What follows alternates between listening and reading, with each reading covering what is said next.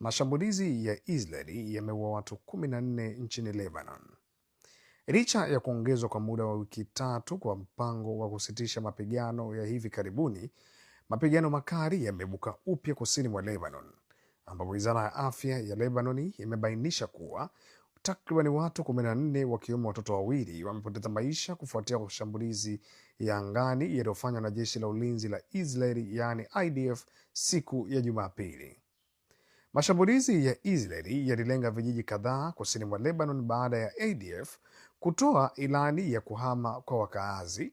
Israeli inadai kuwa maeneo hayo yanatumiwa na Hezbollah kama vituo vya kuratibu mashambulizi dhidi ya askari wake.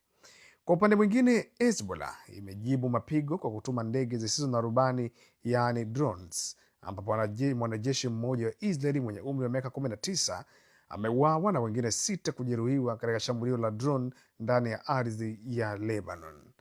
IDF imeripoti kuangusha drone 3 za Hezbollah zilizokuwa zikielekea upande wa Israeli kabla hazijavuka mpaka huo.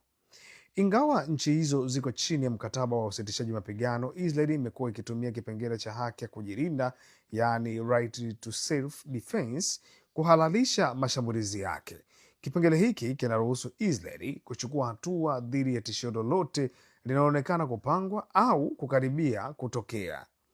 Waziri Mkuu wa Israeli Benjamin Netanyahu ameweka wazi msimamo wake katika kikao cha serikali akisema IDF inaendelea na inafanya kazi kwa nguvu. Hatua za Hezbollah zinasambaratisha usitishaji mapigano.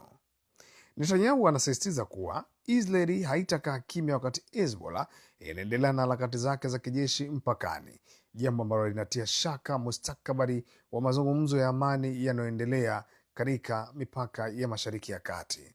Mvutano huu unaonyesha jinsi usitishaji mapigano ulivyo na ngozi nyembamba, huku kila upande ukishutumu mwenzake kwa kuanzisha chokochoko hizi.